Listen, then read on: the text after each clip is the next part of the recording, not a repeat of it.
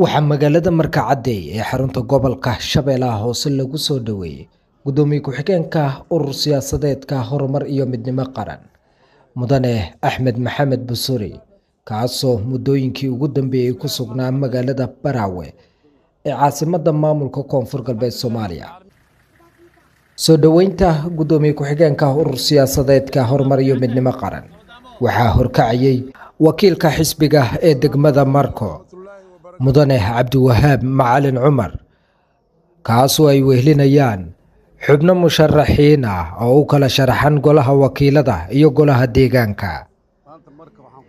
mas-uuliyiintii goobtaasi ku soo dhaweysay gudoomiye ku-xigeenka ayaa warbaahinta la hadlay iyagoo si diiran halkaasi ugu soo dhaweeyay gudoomiye ku-xigeenka urur siyaasadeedka Axmed Maxamed Busuri. السلام عليكم ورحمة الله وبركاته. ما أنت فرحتين لما كوي كرا وهانو يمد سمفلا أحمد بسوري هرمر يمد لما قرن قدومي كوهين كذا ما شاء الله تبارك الله.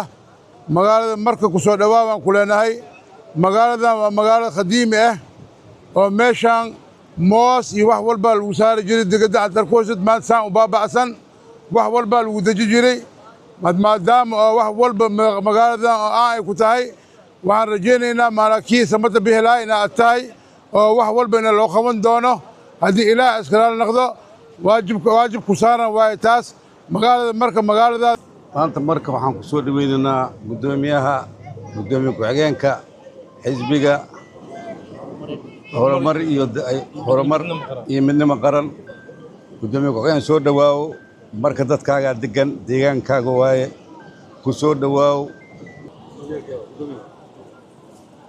الحمد لله رب العالمين والصلاة والسلام على أشرف الأنبياء والمرسلين سيدنا محمد وعلى آله وصحبه أجمعين وبعد. maanta waxaan soo gaaray ama soo gaaray magaalada Marka gudoomiye ku-xigeenka urur siyaasadeedka horumar iyo midnimo qaran Axmed Busuri gudoomiye soo dhawow reer Marka oo ku jecel reer Marka oo aad ku soo dhaweeyeen maanta ku soo dhawow magaalada Marka. dhinaca kalena gudoomiye ku-xigeenka urur siyaasadeedka horumar iyo midnimo qaran Axmed Maxamed Busuri ayaa isaguna warbaahinta la hadlay isagoo sheegay in uu aad ugu faraxsan yahay inuu magaalada Marka soo gaaro. waxaan joogaa maanta magaala madaxda Shabeellada Hoose Markacadey anigoo aan la joogo guddigii horumar iyo midnimo qaran gaar ahaan Cabdiwahaab Jalaaludiin reer Marka waa idin wada salaamay dhammaantiin. waxaan rajeynayaa insha Allah inaan codkiina aan helno maanta waxay idin tahay aasaas horumar iyo midnimo qaran idin timid. waxaan rajeynaynaa waxqabad xoog leh inaan meeshan ka dhalino insha Allah midnimo cadaalad iyo sinaan insha Allah haddii Ilaahay